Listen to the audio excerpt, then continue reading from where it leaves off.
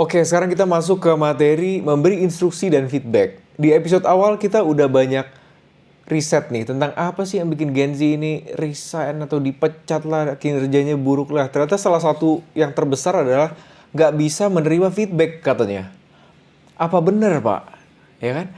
Katanya baperan kalau nerima feedback. Apa betul itu? Nah, kita akan bedah ya. Jangan-jangan cara kita memberi feedback salah.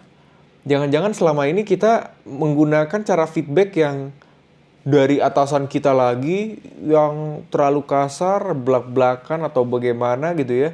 Jadi kita meniru apa teknik feedback tersebut ke bawahan kita, ternyata nggak bisa dia nerimanya gitu.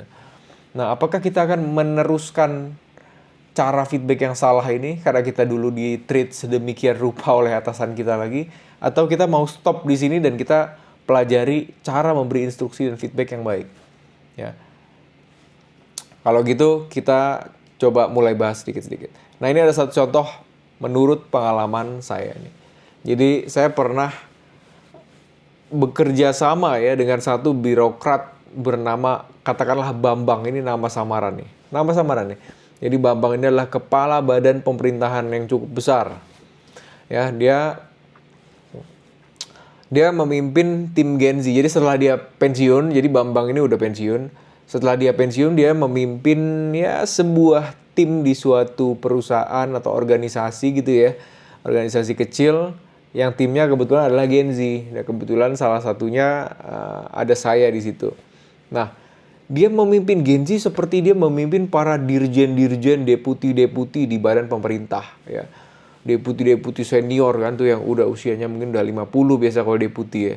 Nah, dia ya mungkin di badan pemerintahan ini harus memimpin dengan arogan, otoriter, harus jelas, harus tegas gitu kan kalau di pemerintah. Tapi setelah dia pensiun, dia mencoba memimpin Gen Z ini dengan cara yang sama. Akhirnya timnya kacau, tidak perform. Hasilnya apa? Ini real, true story, saya ngalamin ini. Turnover rate naik.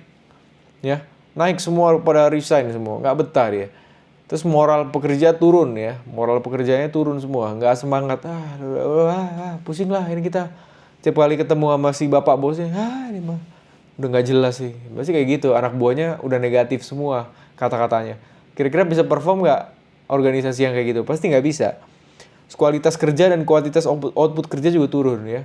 Kuantitas mungkin turunnya sedikit ya, kayak wah masih kerja, wah ketik-ketik bikin apa. Tapi kualitasnya udah turun, udah nggak jelas. Karena moralnya udah turun, kita udah nggak tahu mau bikin ini buat apa, manfaatnya apa, kita disuruh begini begitu nggak ada alasannya gitu ya. Diperintah-perintah aja, perintahnya nggak masuk akal. Jadi ini timnya sangat-sangat amat tidak perform ya. Jadi ini jangan karena suatu teknik leadership pernah berhasil dulu di mungkin perusahaan lain untuk memimpin para manajer, para senior gitu ya. Terus kemudian kita coba juga tekniknya sama untuk memimpin para Gen Z. Nah, ini kemungkinan besar akan gagal, nggak bisa. Nah, gaya kepemimpinan ini cocok nih kalau di badan pemerintah. Wah, terbukti. Saya berani bertestimoni badan pemerintah yang beliau pimpin pada waktu itu salah satu yang performanya paling baik. Outputnya paling jelas, kinerjanya paling baik pada saat beliau memimpin. Bagus sekali. Jadi nggak salah, cara memimpin itu nggak salah. Cuma nggak pas sama audiens yang dia pimpin. Bukan berarti dia orang bodoh, dia orang nggak bisa memimpin. Bisa, buktinya badan pemerintah yang dipimpin jalan kok. Salah satu yang paling jalan, paling perform pada masanya. Tapi sekarang nggak cocok gitu. Nah, jadi mungkin Bapak Ibu adalah pemimpin yang sangat top. Yang sangat bisa memimpin lah, pemimpin terbaik lah di perusahaan. Tapi bukan berarti Bapak Ibu bisa memimpin menggunakan cara yang sama kepada Gen Z. Nggak bisa kemungkinan. Gitu. Ya, kenapa kita harus memperhatikan cara memberi feedback? Oke, kita masuk ke teknis nih. Karena memberi feedback dengan cara tertentu itu membuahkan hasil yang berbeda loh. Terutama kepada Gen Z. Ya, jadi nggak bisa asal perintah, asal kayak hasilmu kurang bagus, perbaiki lagi. Ya, nggak bisa begitu. Ya, Dan ini sebetulnya ini menurut saya ini sesuatu yang saya mau introduce adalah cara memberi feedback yang sebetulnya baik untuk semua generasi. Baik kok untuk semua generasi, bukan hanya untuk Gen Z. Cuma bedanya Gen Z kesulitan menerima aja. Jadi di generasi Z ini kita harus benar-benar implementasi cara feedback yang baik.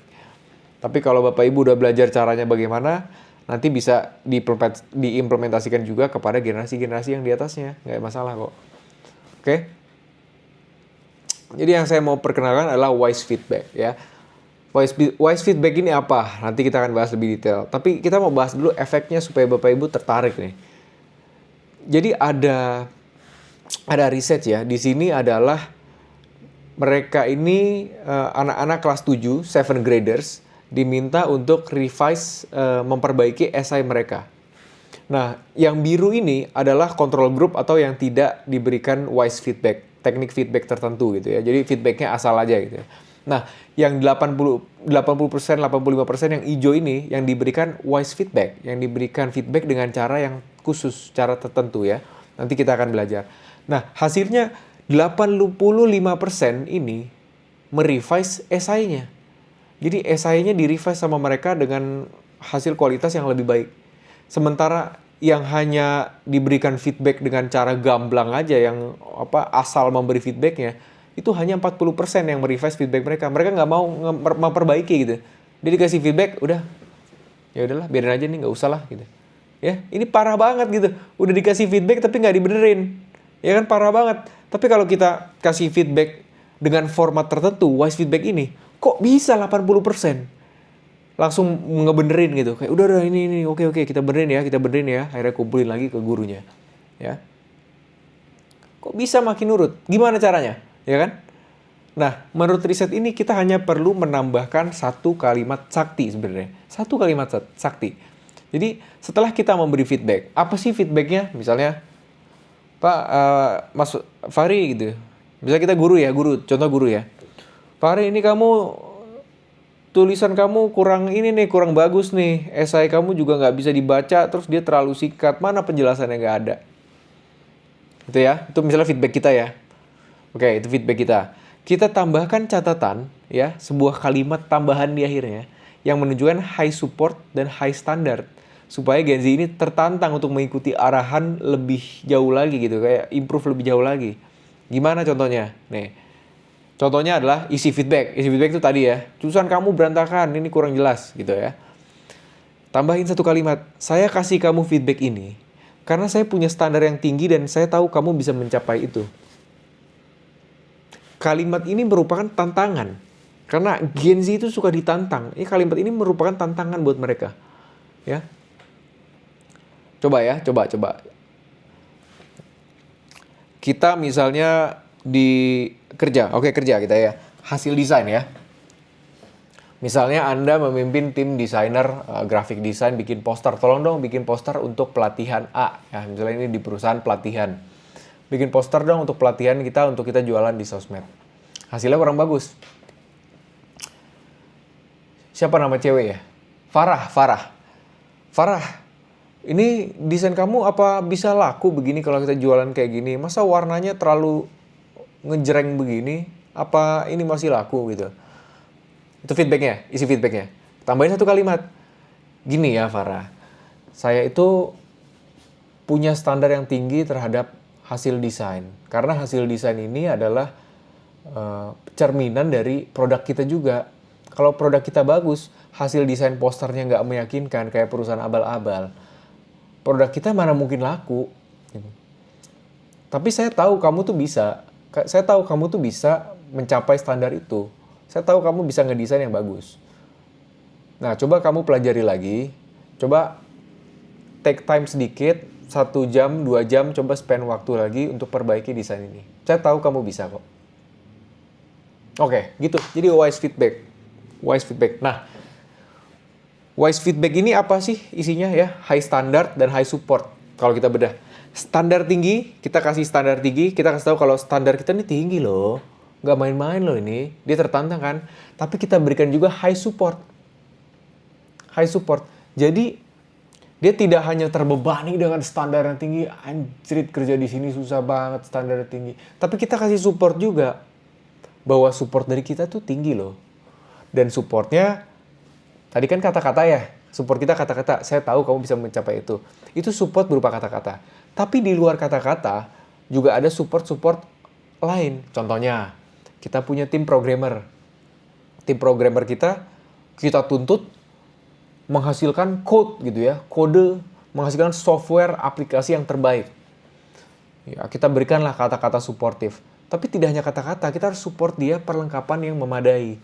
Kamu butuh laptop apa? Laptopmu lemot kan? Kamu nggak bisa dong coding dengan bagus kalau laptopnya lemot. Kita upgrade baru dari kantor. Kita upgrade. Kamu punya apa? Software programming kamu ada yang bisa di-improve nggak?